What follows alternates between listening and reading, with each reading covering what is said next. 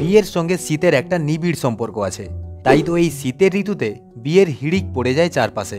বিশেষ কিছু সুবিধা থাকার কারণে এই সময়টা বিয়ের উপযুক্ত সময় বলে মনে করা হয়। চলুন সেই সুবিধাগুলো জেনে নেওয়া যাক। বিয়ে বাড়িতে অনেক কাজ থাকে। বিয়ের আয়োজনের শুরু থেকে শেষ পর্যন্ত সকল কাজে প্রচুর দৌড়ঝাঁপ করতে হয়। সেই কাজ গরমের দিনে একটু করলেই হাঁপিয়ে অস্থির হয়ে যান অনেকেই, কিন্তু শীতের দিনে এমনটা হয় না, বরং অনেক সুবিধা পাওয়া যায়। এই সময় দৌড়ঝাঁপ করে কাজ করলে ঠান্ডা কম অনুভূতি হয়, তাই মূলত শীতকাল বিয়ের জন্য উপযুক্ত সময়।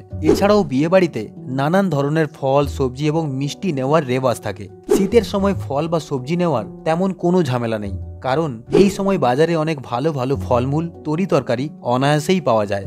শীতকালে নানান ধরনের ফুল ফোটে, যেমন ডালিম, চন্দ্রমল্লিকা, রজনীগন্ধা, গাঁদা, গোলাপ ও জুঁই সহ আরও বিভিন্ন প্রকারের টাটকা ফুল পাওয়া যায়। তাই আপনি চাইলেই পুরো বিয়েবাড়ি কৃত্রিম ফুলের পরিবর্তে প্রাকৃতিক ফুল দিয়েই সাজাতে পারেন। তাছাড়া শীতকালে সাজগোজ হয় সহজ, সুন্দর ও দীর্ঘস্থায়ী। তাই বরকনের সাথে সাথে অনুষ্ঠানে আসা সবাই বিয়েবাড়ির আনন্দ নিতে পারে।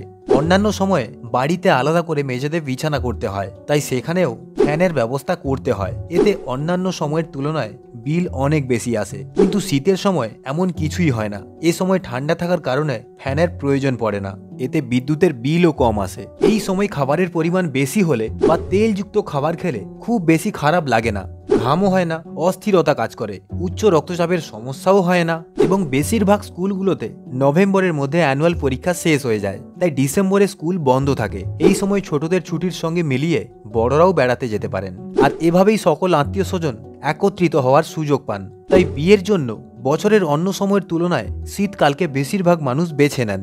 আজকের প্রতিবেদন এই অবধি।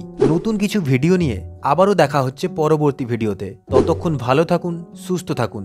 এরকম আরও নতুন নতুন তথ্য পেতে চ্যানেলটিকে সাবস্ক্রাইব করে সঙ্গে থাকুন।